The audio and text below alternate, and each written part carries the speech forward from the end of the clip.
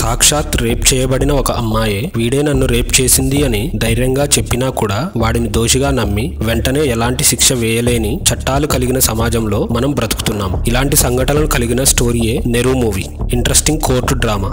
బాగా బలిసిన ఒక రిచ్ కిడ్ గాయ్ తన ఫ్రెండ్ ఇంటికి వచ్చి ఇంటి పక్కన ఉన్న ఒక కళ్ళు లేని అమ్మాయిని ఇంట్లో ఎవరూ లేని టైంలో వెళ్లి తెలివిగా ప్రొటెక్షన్ యూజ్ చేసి సీమన్ శాంపుల్స్ దొరకకుండా బలవంతంగా రేప్ చేసి పారిపోతాడు. కళ్ళు లేని అమ్మాయి అయినా సరే తనకి ఉన్న స్కల్ప్చర్ ఆర్ట్ స్కిల్స్ తో వాడి ఫేస్ ను తయారు చేసి ధైర్యంగా వాడి మీద కేసు వేసి పట్టిస్తుంది. రేప్ చేసిన వాడు రిచ్ కిడ్ కాబట్టి అతిపెద్ద సుప్రీంకోర్టు లాయర్ ని మాట్లాడుకుని కేసు ఓడిపోయేలా చేస్తాడు. ఏ లాయర్ హెల్ప్ చేయలేని స్థితిలో ఉన్న ఆమెకి తన ఫ్రెండ్ ఈ కేసు ఒక్కడు మాత్రమే టేకప్ చేసి గెలవగలడు అని ఇయర్స్ గా సస్పెండ్ అయి ఉన్న మోహన్ లాల్ గారిని పరిచయం చేసి కేసు మళ్లీ తను టేకప్ చేసేలా ఒప్పిస్తుంది. మోహన్ లాల్ గారు తనకు ఉన్న ఎక్స్పీరియన్స్ తో ఆ కేసును ఎలా వాదించాడు, రేప్ చేసిన వాడు ఎలా తెలివిగా తప్పించుకుని దొరికాడు, చివరికి అమ్మాయికి ఉన్న స్కల్ప్చర్ ఆర్ట్ స్కిల్స్ తో వాడిని దోషిగా ఎలా నిర్ధారించి శిక్ష వేశారు అనేది కథ. చట్టాలు, కోర్టు డ్రామాల మీద ఇంట్రెస్ట్ ఉన్న వాళ్ళకి ఈ సినిమా బాగా నచ్చుతుంది. ఒకవేళ మీరు ఈ సినిమా చూసినట్టయితే తెలుగులో మోహన్ లాల్ గారి క్యారెక్టర్ ను ఏ హీరో చేస్తే బాగుంటుందో కామెంట్ చేయండి.